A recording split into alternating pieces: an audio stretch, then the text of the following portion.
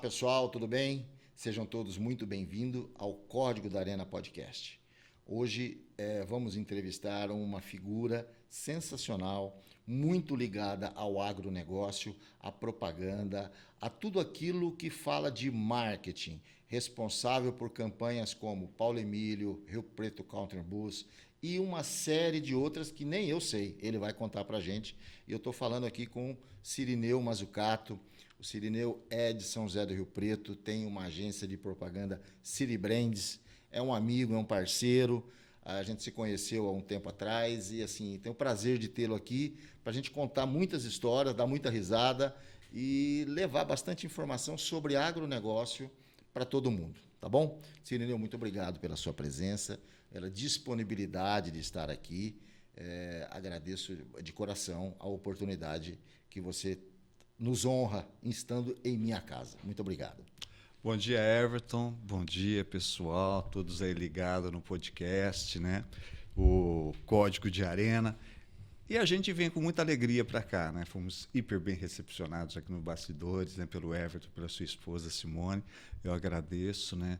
Mais uma vez o convite e espero aí levar para vocês um pouquinho do que é esse mundo por trás dos bastidores, né, da comunicação. Afinal, nós temos mais de 50 anos de mercado. É isso aí. Cirineu, a gente vai começar com uma história que todo mundo tem muita curiosidade. A gente vai falar um pouco de Touro Bandido, porque você viveu essa época, né? Uau! Você já trabalhou com grandes marcas, grandes eventos e grandes nomes do rodeio. O que ninguém vê nos bastidores do mercado, ou seja, aquelas coisas que ninguém te conta, mas que acontece e que você acha interessante falar. Eu acho que aquilo que ninguém vê são os riscos, né?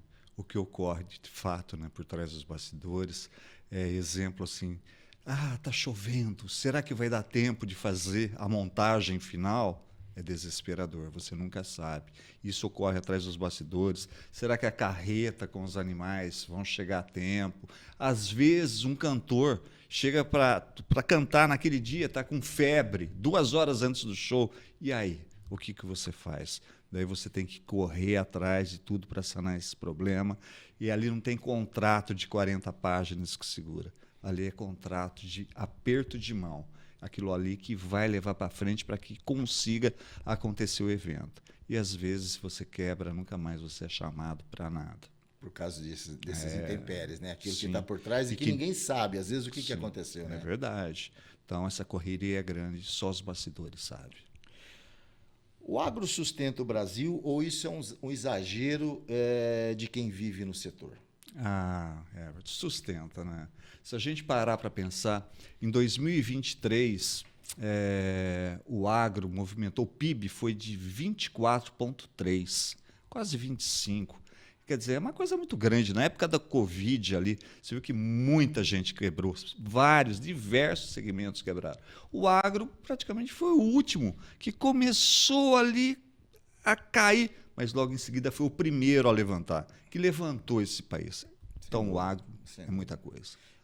Pena que é tão marginalizado, tão penalizado, tão mal informado, tudo aquilo que o agro traz, tudo aquilo que o homem do campo passa, exatamente, o sofrimento que ele tem. Eu estava vendo uma matéria hoje que o governo agora ainda deixou para os bancos aprovarem ou não o refinanciamento, porque existia uma lei que obrigava os bancos a refinanciar em alguns casos. Agora o nosso governo mudou essa regra e deixou para o banco. Então, o banco não tem interesse. Né? Então, assim, você cada vez mais parece que estão pisando no agronegócio. Então, assim, é uma judiação que a gente vê acontecendo. E não estou aqui falando mal de governo A, de governo B, não absolutamente. A gente está dizendo de uma maneira geral a falta de apoio do governo a quem produz. Né? Então, eu acho que isso é uma coisa muito séria no nosso país. Né? Séria, e devemos pensar muito e debater muito. Exatamente. Independente de governo, a gente tem que pensar a médio e longo prazo. Nós não podemos olhar para o agora e falar a culpa é de A, é de B ou de C. A gente vê o agronegócio sofrendo há muitos anos, né? Com falta de incentivo, com falta de respaldo quando acontece alguma coisa. Enfim, isso é pauta para um outro podcast. Com certeza. Qual a campanha de marketing mais maluca que você já aprovou e deu certo? A mais maluca, de fato, né? Acho que a mais maluca não seria, acho que do mundo agro, penso eu, né? Não tem problema. Tá? Acho que a mais maluca, nós tivemos certa vez um cliente, né? Que ele produzia tubos de concreto, né? E a gente, para mostrar a qualidade do como que se preparava o concreto, né? Nós pegamos e colocamos um liquidificador, pedras, né? E cimento e água, e começamos a bater no liquidificador na gravação. Vocês imaginam o que aconteceu com o liquidificador, né? Ficou fantástico o nosso comercial, imagine. Foi pro ar, viu? Mas foi meio loucura. Foi meio loucura, né? Sim. Vamos falar de Bandido. Você viveu a época do Touro Bandido, né? Com certeza. Você acompanhou. Total. Você estava junto com o Paulo Emílio já nessa época, né? Eu não tive esse prazer a não ser pela televisão. Sim. Não tenho nenhum problema em dizer isso, tá? O que você acha que aquele touro tinha que os outros não tinham? O que você enxergava ali, que via de perto? A personalidade dele, né? Ele era um touro, assim, bravo, mas ele era muito inteligente, né? Ele olhava para uma câmera dessa, ele ia fixar assim, o olhinho dele ali, já começava a dar o show. Já começava a jogar terra para cima. Ele era um artista, ele nasceu para o estrelato. Ele era fantástico, né? Eu acho que ele tinha técnica, né? Só que ele tinha carisma, que só é um artista realmente. Artista, só os grandes Sim. artistas Como tinham. o Pelé, né? Nasceu para isso, para brilhar. Derrubou muita gente, né? Muita gente. Rapaz do céu, a gente vê os dados dele, é de assustar, né? Assim, os números que ele apresenta, mais de 200 peões que não pararam, apenas um, né? Que conseguiu ficar aos 8 segundos, né? Sim, então, assim, verdade. é uma história... Ele era um artista, realmente, artista. conforme a gente falou, né? Ele nasceu para isso daí, para brilhar, ele tinha um jeito de pular, ele sabia como que o peão estava montando ali, já girava o corpo e jogava tudo para o espaço. Derrubava, né?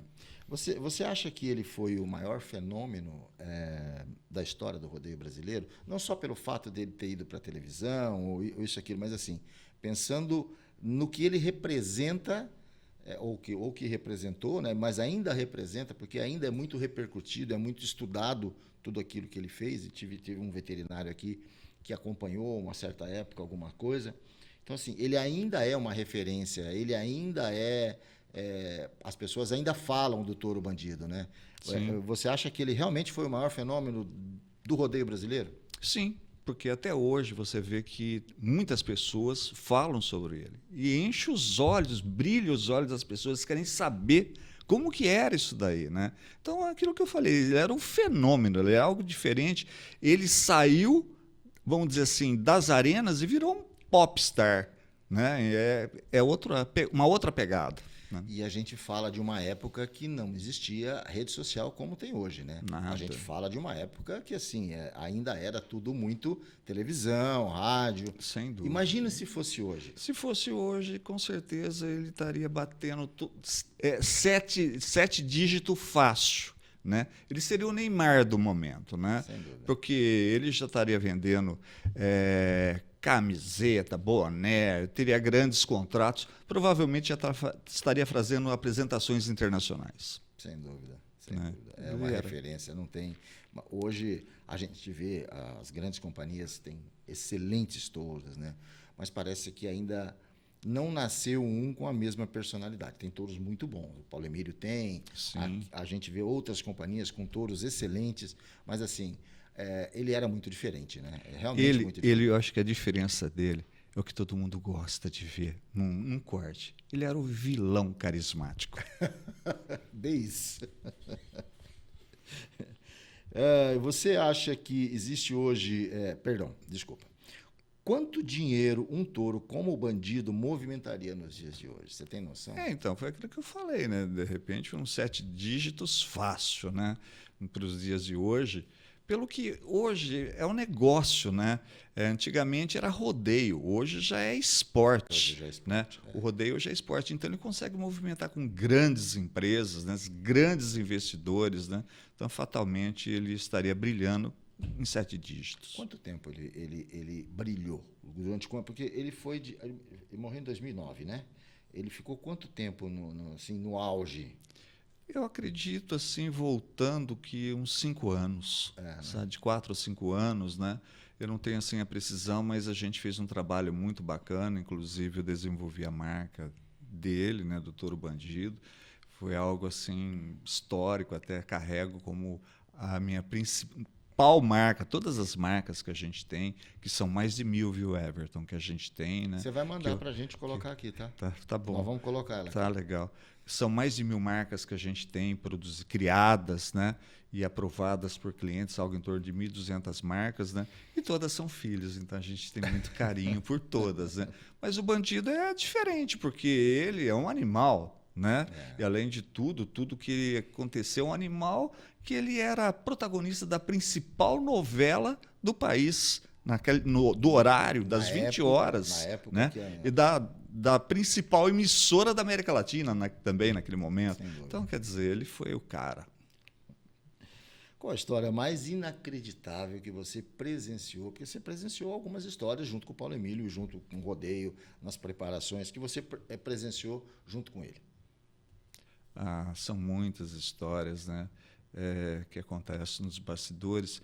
Mas eu vou voltar só um pouquinho nessa história do bandido, né, porque a gente estava para gravar um comercial do Paulo Emílio, né, para um cliente, uma escola de idiomas, né, e a gente estava aguardando só preparar o Paulo chegar ali para a gente gravar, e nós largamos a câmera aberta, né, com o Joãozinho, né, que é tantos anos de cameraman da televisão de São José do Rio Preto, né?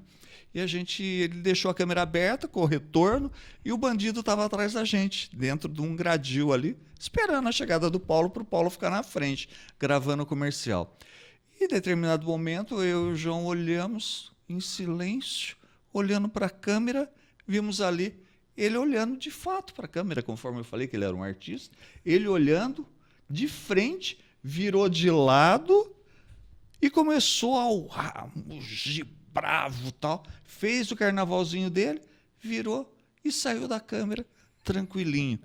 Bárbaro, o cara era o artista. Como se ele estivesse falando assim, é a minha vez, espera aí, deixa eu me apresentar. Exatamente. Aqui. Então isso é um case assim, muito legal que a gente viveu, histórico. Falando um pouquinho de marketing agora, junto com o agronegócio, a gente sabe que assim, a gente que tá dentro do agronegócio, né, eu posso me considerar dentro do agro, a gente vê coisas muito bizarras em termos de propaganda, em termos de marketing. Eu acho que o marketing do agro, de uma maneira geral, ele ainda precisa evoluir. As grandes marcas já entenderam isso. O agro, de uma maneira geral, as marcas menores ainda sofrem com isso, ainda tem comerciais, ainda tem coisas que você fala assim, nossa, falta alguma coisa aqui, né? Você acha que ele ainda continua comunicando errado com a rede social? Porque antigamente o cara que tinha a lojinha ou ele que tinha uma pequena fábrica que vendia algumas coisas, ele estava acostumado a comunicar via rádio. Ele falava com o homem do campo porque às vezes não tinha televisão, o homem do campo não tem o hábito de jornal porque não chega muitas vezes na propriedade dele, e o rádio era o grande veículo, 5 horas da manhã, para falar com o cara que está no pasto, o retireiro, que está lá escutando o rádio, esse tipo de coisa.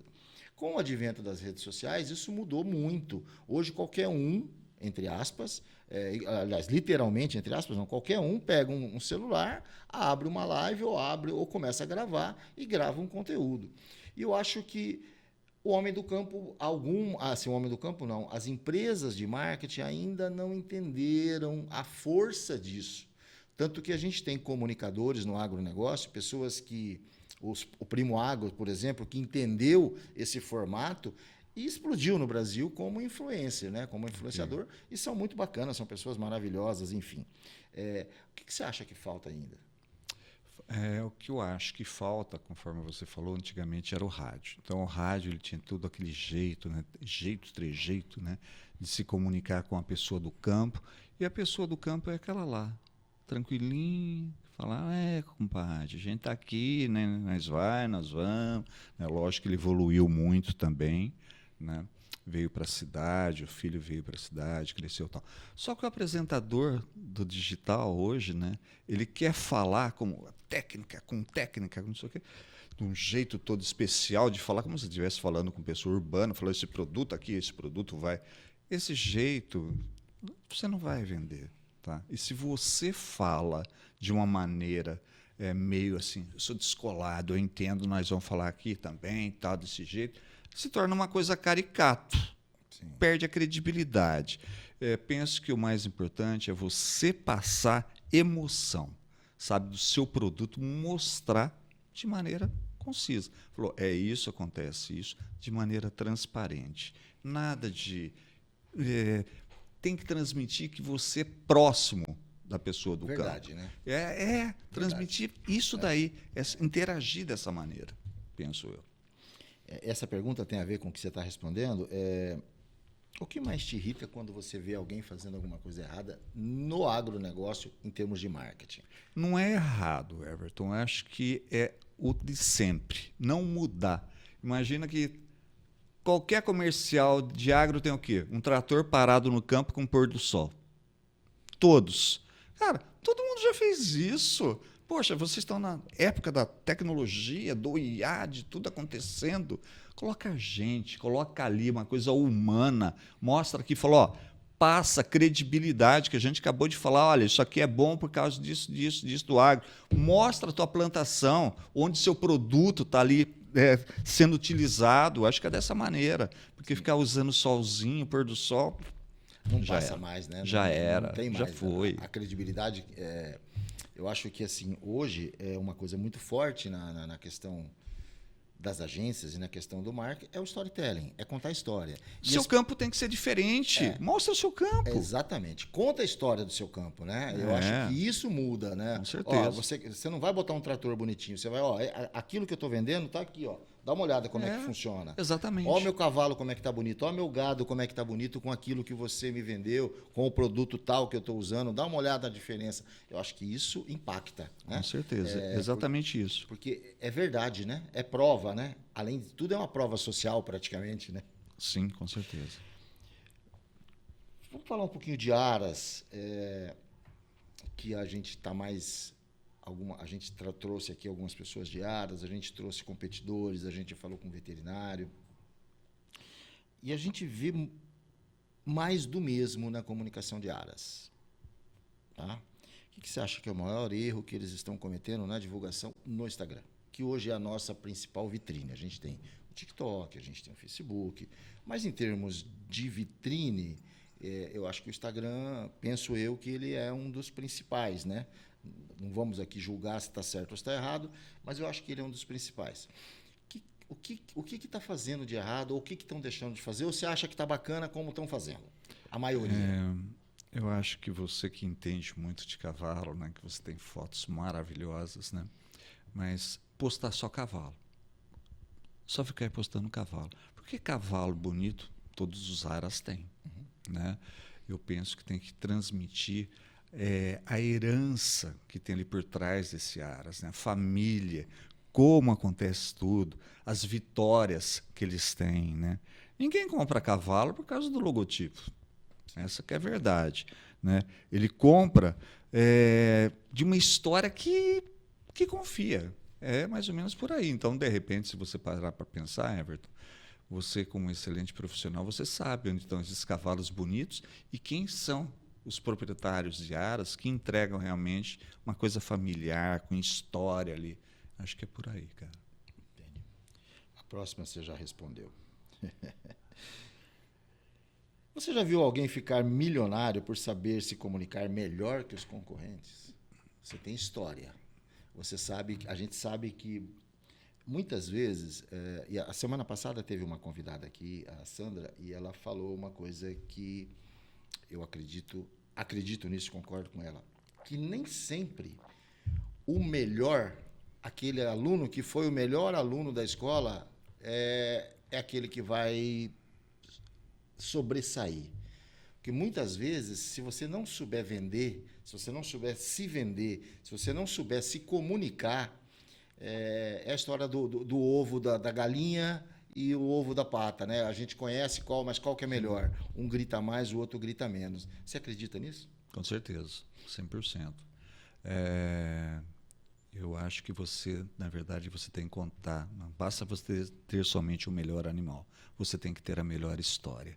Porque você tendo o melhor animal, você mostra de onde ele veio, quem são os pais, quem são os avós, mais ou menos, mais ou menos o que acontece com a resposta anterior, né? Mostrar o seu storytelling, né? É ali que acontece, né? E você vai ficar milionário.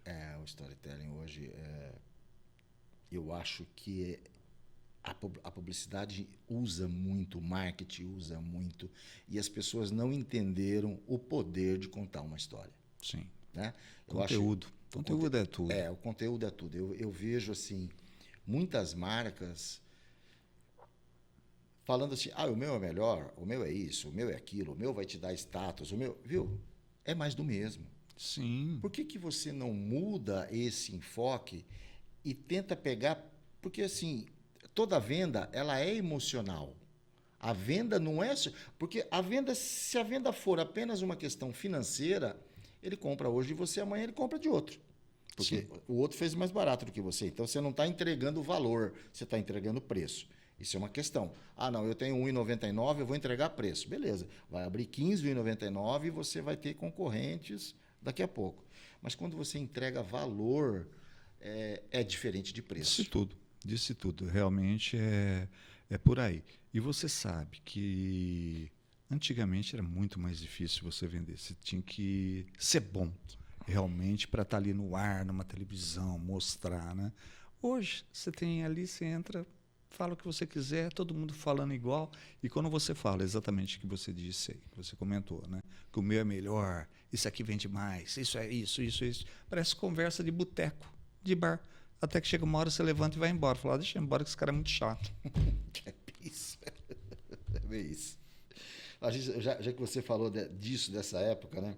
Você começou na publicidade em uma época que não tinha Instagram, não tinha TikTok, nem inteligência artificial, então, que é recente, né? O que era mais difícil naquela época e o que é mais difícil hoje? Era mais difícil, sim, naquela época, né? Para a gente colocar um empresário para ele vender. Realmente, a estratégia dele é vender mais. Isso era bem difícil, entrar num veículo. Tinha menos veículos de comunicação, né? Você tinha algumas emissoras de televisão, de jornal, de rádio. Hoje você entra muito fácil, né? Você entra, basta ter um celular na mão, você entra. Você conversa, você fala com todo mundo. Uma coisa que é muito interessante, né? Que naquela época você tinha que ser bom para levar essa pessoa. Então, o que acaba acontecendo? Nos dias de hoje, um empresário, muitas vezes, né, ele chega e fala assim, o meu sobrinho faz isso daí, ele coloca eu lá. Tá? Pode deixar que eu faço lá com o meu sobrinho. E faz. Só que daqui 3 meses, ele está de volta com você. Porque fala, não tem estratégia, ele só faz uma artezinha, uma ideiazinha e acabou ali. Tá? Então, você tem que ter muitas estratégias, você continuar com o universo daquele publicitário antigo que já viveu muita coisa. São muitas histórias que a gente galgou para fazer planejamento e está aqui até hoje. Sem dúvida. Então, tem que pensar mais ou menos nessa história. Sem dúvida. Hoje é bem isso, né? Meu sobrinho faz, minha filha faz, mas que história tem por trás? Né? Quando eu falo história, eu não estou dizendo idade, eu estou dizendo bagagem. Com certeza. Que entendimento tem para fazer uma arte? Que comprometimento tem? Eu acho que essa é a palavra mais forte nisso, é comprometimento. Porque muitas vezes... é meu tio, eu vou fazer, meu tio está me perturbando, eu vou fazer. Mas não tem o comprometimento, eu vivo isso com alguns clientes, não tem o comprometimento de falar assim, preciso entregar hoje, e entregar hoje. Né? O hoje pode ser amanhã. E isso vai acarretando o que você falou, a falta, daqui a pouquinho o cliente volta, porque ele entende a diferença de um profissional para alguém que não é profissional nesse aspecto. E quando eu falo profissional, não é só viver da propaganda. Profissional no sentido de falar assim, eu tenho responsabilidade. Eu acho que essa é a diferença do profissional. Perfeitamente. Né? Ontem um cliente me mandou uma mensagem, eu estava no Senac, estava tendo um pessoal de São Paulo, eu estava no meio de uma palestra, não podia atender. Falei, preciso falar com você urgente. Mandei uma mensagem para ele, te ligo a hora que eu sair daqui, às 5h30 da tarde. Quando foi 5h35, eu estava ligando para ele, preciso resolver isso, barará. Segunda-feira você vai lá de manhã para a gente pensar.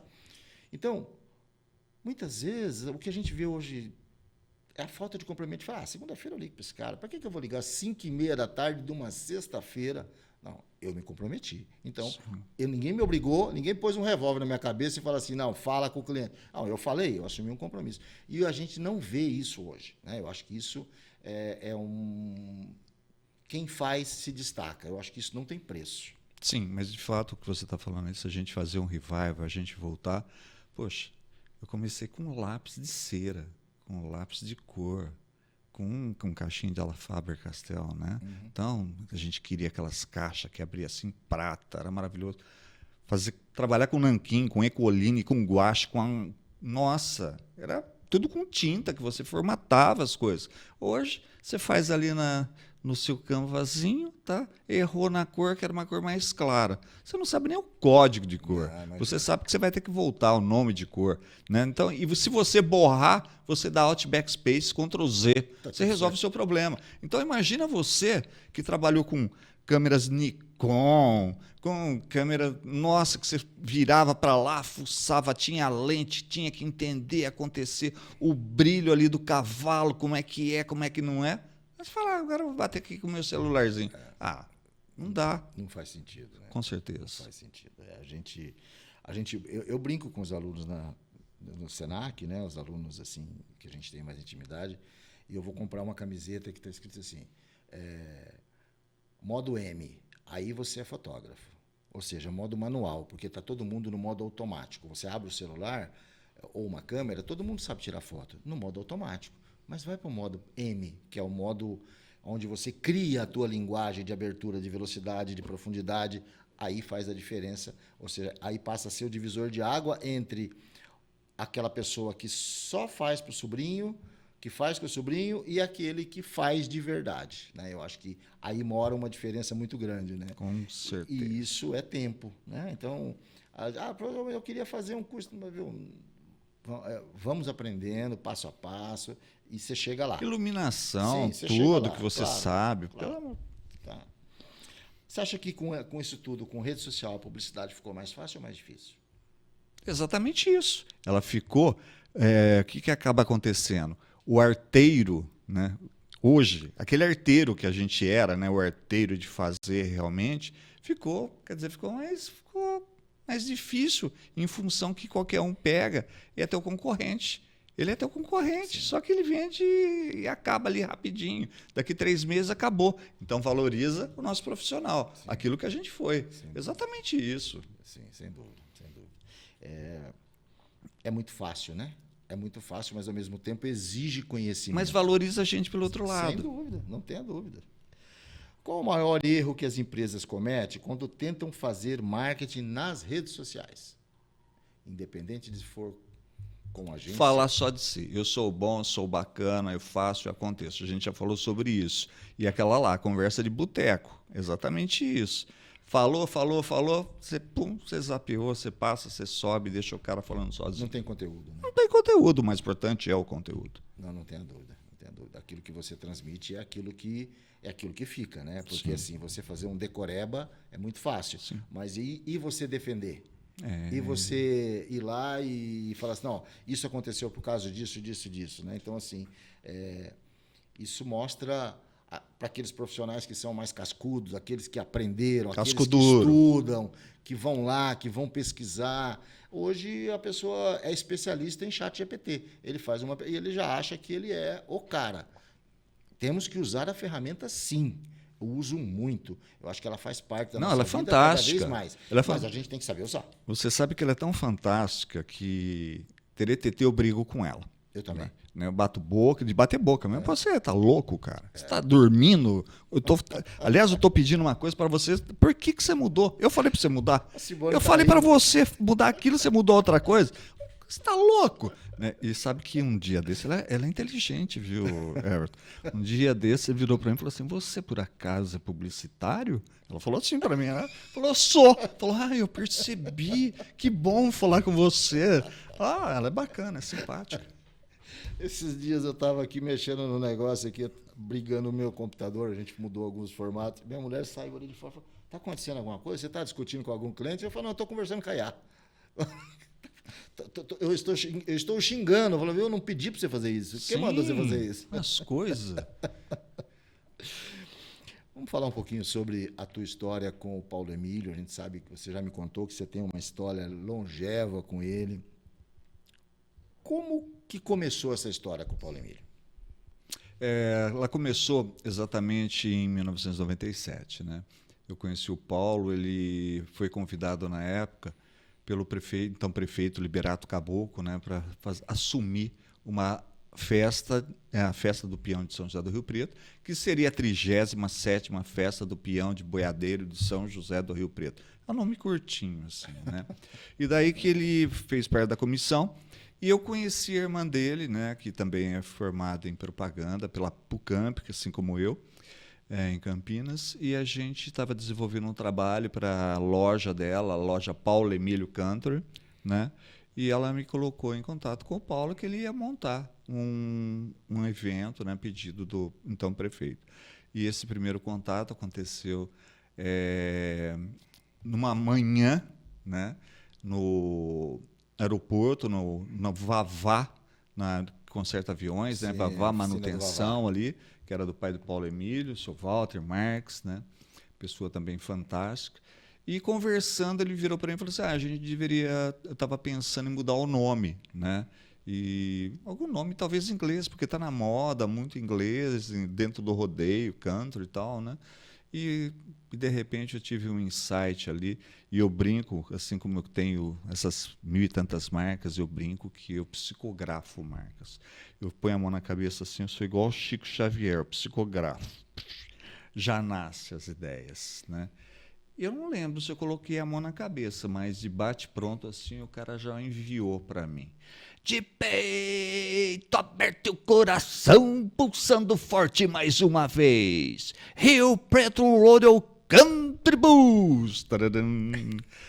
Isso nasceu, esse nome, né? É lógico que tudo isso foi na minha cabeça, essa voz de locução foi porque eu estava fazendo o disco do então locutor Indiana Jones, né? Para a equipe Paulo Emílio, que ele era locutor da equipe. E daí que do nada nasceu isso na minha mente, né? Eu falei, Paulo Emílio, eu já tenho o nome. Vai chamar Rio Preto Rodeo Country Blues.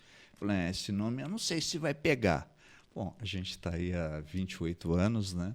Em 2018 eu fui conversando com ele, eu falei, eu vou cortar a palavra rodeo, vai ficar só RCB, Rio Preto Country Blues, porque a palavra Rio Preto eu fiz uma junção, né? Ficou uma palavra única, Rio Preto. Daí, então, desde 2018, nós somos RCB, Rio Preto Country Blues. Nossa, que sensacional, cara, que sensacional. Essa conexão, né?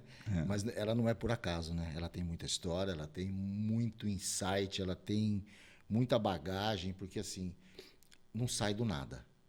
Sim. Existe um arcabouço de informações na nossa cabeça, na sua principalmente, que vive mais esse mundo, e para sair na hora assim, né? E já sair com a locução pronta. Saiu, eu já imaginava o Indiana, eu imaginava o Indiana pulando na arena, né? E você sabe que a gente já fez 28 marcas, né? Para rodeio, todas elas são diferentes, né? Mas sempre baseada agora mais no RCB, a gente deixou mais limpa nos últimos anos, né? Mas a gente fez tudo da companhia, da Fazenda Paulo Emílio, do Agro Paulo Emílio, né? A própria CIA Paulo Emílio, a gente fez um rebrand muito bacana, né? E estamos aí junto. Você faz parte dessa história, mas o que faz o Paulo Emílio continuar sendo essa grande referência que ele é no mercado? Padrão Paulo Emílio. Ele não vende rodeio. Paulo Emílio não vende rodeio. Isso eu cheguei à conclusão depois de tantos anos. Hoje existe uma palavra muito em moda, né, que todo mundo fala, eu faço brand, né? Brand é tudo hoje, né? E o padrão Paulo Emílio, ele vende assim, ele vende família. Assim como a família dele, ele vende para famílias o que é essas 5 noites de evento. Ele vende um evento que é aquilo que ele gostaria que a família dele ficasse feliz e contente. Ele não muda, está sempre fazendo isso, o melhor. E cada ano que passa, ele mantém o mesmo esquema, o mesmo formato, só muda um ou outro itemzinho. E esse ano, quando as pessoas chegarem no recinto, vão falar: uau, mais uma novidade. É sempre assim. Você já respondeu. Eu ia te perguntar qual que era o segredo. Você já respondeu. É esse padrão, é esse formato família. Eu acho que isso é uma das essências. Você consegue enxergar mais alguma coisa? Eu enxergo que nos últimos 10 anos, né, nos 30 anos, vamos dizer assim, melhor, 28 anos, né, eu vejo que as pessoas, quando vão para o Country Bus, independente se vai chover, se vai estar frio, né, se mudou prefeito, qualquer coisa que tenha de alteração, ela vai encontrar aquilo ali, o padrão Paulo Emílio. O Rio Preto Country Bus consolidou-se como dos principais rodeios do país e voltou a receber o PBR, atraindo grandes artistas e competidores. Isso é uma realidade, isso é uma afirmação, certo? É isso que está posto. O que vai acontecer esse ano? Eu sei que você não pode falar aquilo que não pode falar, que tem algumas surpresas, mas qual é a...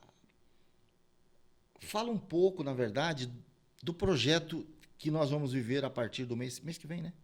Agora, a partir de 8 a 12 de julho. Conta pra gente o que é que a gente vai encontrar lá, dentro desse escopo da gente falar de rodeio, de estrutura, de show, enfim. O que as pessoas podem esperar do Country Bus esse ano? Bom, as pessoas vão encontrar. Primeiro que já choveu tudo que tinha que chover, pensamos, né? A partir da semana que vem, né? Noites estreladas, né? E o Country Bus desse ano vem assim com uma roupagem, praticamente mudou um pouquinho o palco e vai ter o quê? Roda gigante. Poxa, vai ser alegria do povo, assim como tem nos grandes eventos, né? Que tem, seja no Rio de Janeiro, né? Seja em São Paulo, que tem sempre uma roda gigante. Londres, Paris tem roda gigante. Então a gente vai ter uma roda gigante, vai ter mais um outro brinquedo ali, vai ser muito bacana para todo mundo. São praticamente 120 mil pessoas que passam nas 5 noites do Country Bus, né? Os shows, uma grade diversificada muito bacana, né? Que começa na quarta-feira, que é uma noite solidária em prol do Hospital de Base, né? Há anos é feito dessa maneira, inclusive vai ter a banda Traia Véia, que vai estar gravando um DVD, né? Passando por Wesley Safadão, vai ter Zezé de Camargo, né? Edson Hudson, vai ser muito bacana, Leonardo, no sábado vai ter Gustavo Lima, João Bosco e Vinícius, encerrando o domingo também Panda, e o desafio do bem que vai acontecer com um menininho, um garotinho Benjamin, que ele vai estar montando ali com um tourinho, o Rei da Noite, o desafio, que rende uma bela verba para o Hospital do Câncer. Esperamos que renda, né? Cada vez mais. Em termos de rodeio? Rodeio, tem a PBR, tem a equipe Roseta ali, né? Fazendo as noites dos amantes e apaixonados, aficionados pelas montarias. Cavalo e boi. Cavalo e boi. A Companhia Paulo Emílio também tem cavalo? Somente touro. Só boi, somente né? touro. E quem que vem esse ano com cavalo? É o pessoal da Roseta? A equipe Roseta que traz os animais.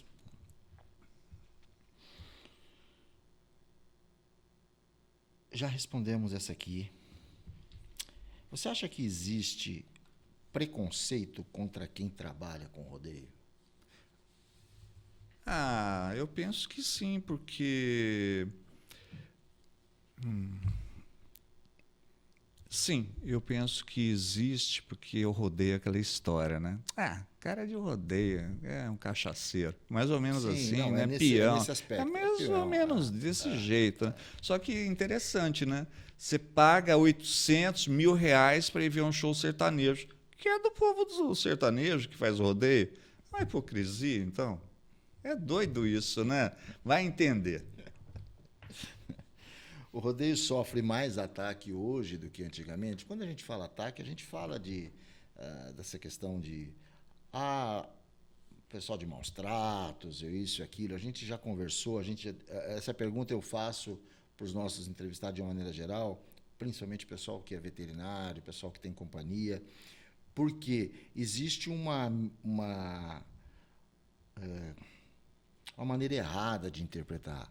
Os animais são muito bem tratados, são touros e são cavalos de alta performance. E às vezes a pessoa acha que aquilo é maus tratos, que aquilo é, enfim, falta de informação. Na verdade, eu acredito que é falta de informação. Você acha que ainda existe isso? Eu acho que existe sim, sofre e é muito em falta de informação. Só que o que acaba acontecendo? Hoje todo mundo tem um microfone no bolso. Então é fácil você criar, né, falar aquilo que você imagina, acabar virando comentário, virar debate, né? E só que acaba rapidinho porque vira tipos assim fofoquinha, tá? Mesmo porque o pessoal de bastidores hoje do rodeio, eles têm muito mais informações e argumentos para debater. Sim, sem dúvida. E cuidam direitinho dos Com animais. certeza. Não tem... Eu queria ser um touro do Paulo Emílio. Tá? Porque o touro fica lá na fazenda a semana inteira, descansando debaixo da árvore, né? Passa a semana inteira comendo só comida, tudo nutrição de primeira, tem treinamento na água, desce na piscina, faz musculação, à tarde dá uma olhadinha para a tourinha ali e tal, dá uma piscadinha, só trabalha 8 segundos no final de semana. Ah, gente, ô Paulo, na outra eu quero ser touro. Pede pro Paulo, combina com ele. Quem prejudica mais a imagem do agronegócio como um todo? Você acha que são os críticos ou o próprio agronegócio por falta de posicionamento, por falta de levar a informação correta? O que você acha? Eu acho que é do próprio agro, né? Porque se ele, às vezes, faz um certo comentário, principalmente coisas de maltrato, né? Isso aí começa a virar uma divulgação muito, assim, vira constante, é uma coisa muito grande, e aí não tem assessoria que segure. Sim. Não existe, daí vira aquele balaio de gato, né, Everton? Sem dúvida, sem dúvida. Vamos falar um pouquinho de histórias de bastidores agora. Qual foi a reunião mais importante da tua carreira? Você já me confessou aqui em off que você já se reuniu com o Washington Oliveto, que vocês bateram papo, que era para você ter trabalhado com ele. Mas assim, independente disso, o que você... Ah, com certeza com o Paulo, né? Eu acho que foi aquela anterior que eu falei, que foi assim... Um divisor de primeiro, águas. sim, porque começou tudo dali. E é lógico, a gente tem... foram clientes, tantas, sim. né? Tantas que a gente fez, né? De alegrias e tristezas, de bater boca, né? Como só não saiu no soco, né? Porque eu ia levar um cacete dele. Mas, de qualquer maneira, aquela primeira foi a marcante. Até porque você tem uma quantidade de clientes, todos os clientes são importantes para a gente que atende, não importa se ele é grande, se ele é pequeno, né? Não importa financeiramente o tamanho, é um cliente, mas sempre tem aquela reunião que você fala assim, né? Esse bate-papo foi o que mudou minha maneira de enxergar, ou foi aquele que me levou para isso, né? Tem até um fato muito interessante. Eu tive uma reunião com o presidente da BMW do Brasil, aliás, o vice-presidente de marketing da BMW, e numa reunião ele me colocou uma coisa muito interessante. Eu queria colocar num evento de chopp, festa do chopp, canecas sobre as bolachinhas BMW, que a marca é redonda. E atrás a gente colocaria o nome da revenda, no caso de Rio Preto. Então, as canecas iam sobre o chopp, né? As canecas em cima da bolacha. E o que o diretor virou para mim e falou assim, não se coloca nada em cima de marca BMW. Marca BMW é para ser admirada. Não se coloca nada. Somente não se faz tapete com marca BMW no chão. Ninguém pisa em cima de marca de BMW. Ninguém arrasta pé sujo, molhado em cima de marca BMW. Achei interessante isso. Realmente você fala assim, poxa, o cara vem e pisa na tua marca, em cima de você ele está pisando. Achei interessante.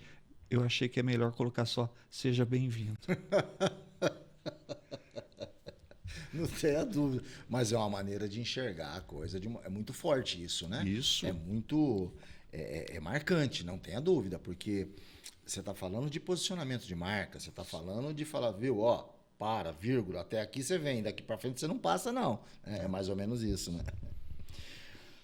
Qual o famoso sertanejo que te surpreendeu, positivamente falando, né? Porque você, dentro desses bastidores, dentro de toda a tua trajetória, junto com o Paulo Emílio, fazendo shows, enfim. Quem foi aquele que te surpreendeu positivamente? Porque a gente sabe que os caras chegam muito correndo, vão embora muito correndo, tem compromisso, tem uma série de coisas, e muitas vezes não tira nem foto com o fã, né? Outro dia eu vi um produtor de show reclamar um pouco sobre isso, né? Que mudou muito e tal, mas isso é outra conversa. Positivamente, quem que te impactou? A gente já encontrou assim com muitas pessoas, né?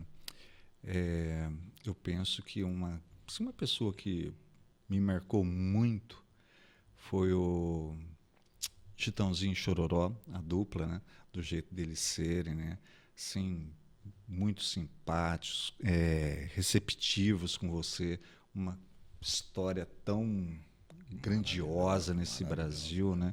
E ele abria assim, falou, cara, tamo junto aí, se precisar. Mantive contato depois com eles, né?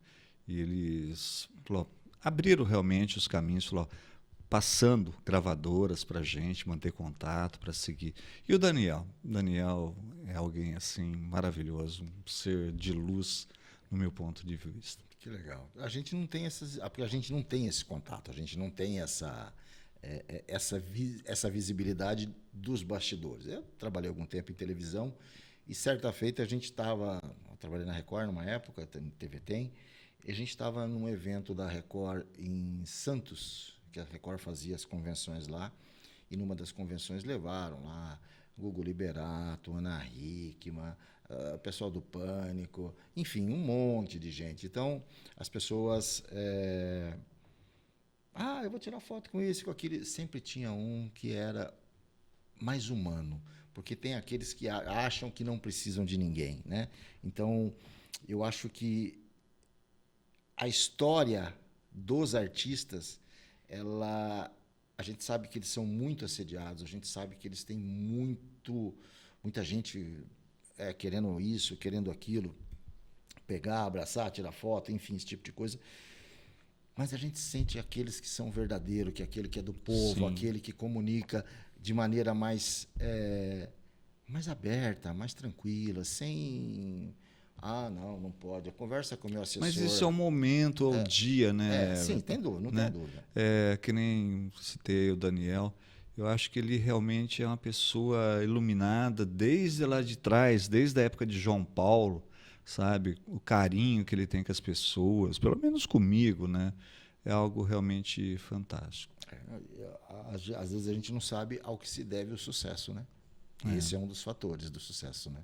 Sim, com certeza. Cirineu, qual uma história que você nunca contou publicamente e sinta-se à vontade para contar? Ô, louco! Nossa!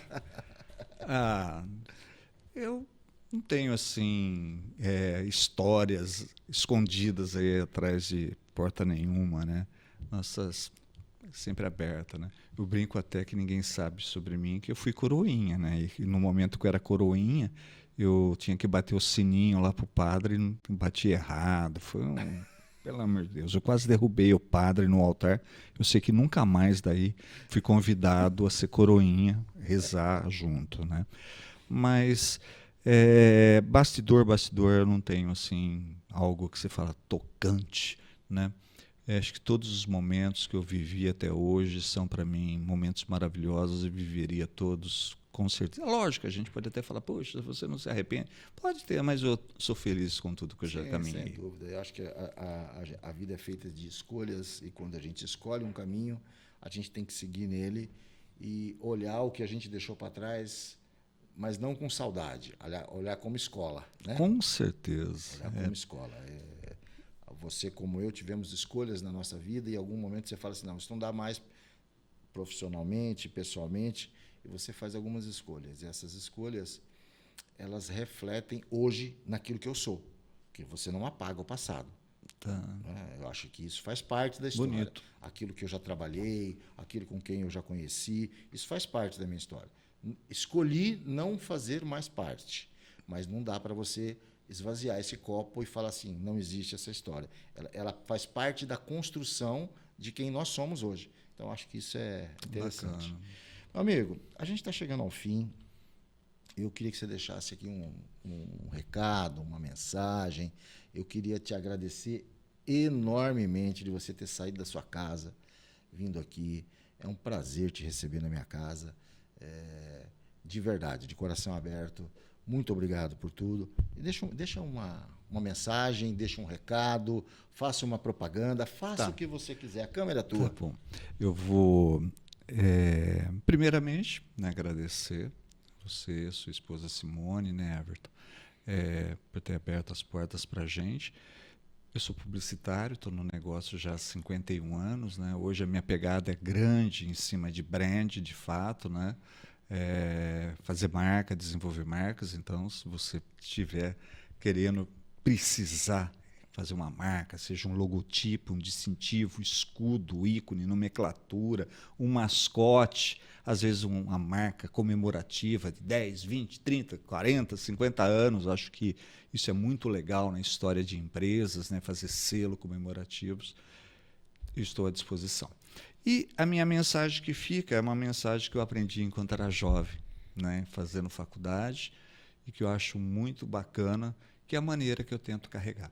Certa feita, eu estava com o Maurício de Souza, né, desenhista de Mônica, Cebolinha, Cascão, lá nos estúdios do Maurício, e entrevistando o Maurício, né, com aqueles gravadorzinhos pequenininhos, assim, que era daquela época, né? E eu perguntei para o Maurício para que ele deixasse uma mensagem para nós, estudantes, né? Eu acho que serve para o povo, de modo em geral, ao homem. Perguntei a ele o que ele deixaria de mensagem para o futuro. E ele falou: não importa que os homens tenham a cabeça lá nas estrelas, no infinito, ou os pés no chão. O mais importante é que ele tenha as mãos abertas, sempre trazendo o coração nas mãos. É isso aí. Parabéns, muito obrigado. Muito lindo. Mas antes de encerrar, deixa seus dois Instagram, ou o Instagram que você usa, porque você fez sua propaganda, mas não deixou. Tá bom. Meu Instagram, então, é Cirineu, com CYRINEU, @CYRINEU.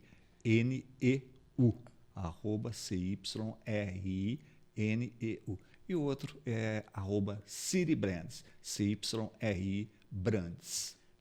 A gente vai colocar embaixo aqui, na hora que você estiver falando, pode ficar tranquilo que vai estar escrito aqui. Tá joia. Muito obrigado pela sua presença, muito obrigado por trazer e compartilhar com a gente, com as pessoas que vão assistir, toda essa experiência, toda essa história, porque eu acho que as histórias, como a gente falou de propaganda, elas são feitas para serem contadas, né? E a história viva, ela está na tua cabeça, ela está na minha cabeça, e as pessoas não sabem. Então, a gente precisa contar as histórias. Eu acho que é isso que nos move e é isso que nos traz até aqui. Amigo, muito obrigado. Obrigado a você. Valeu.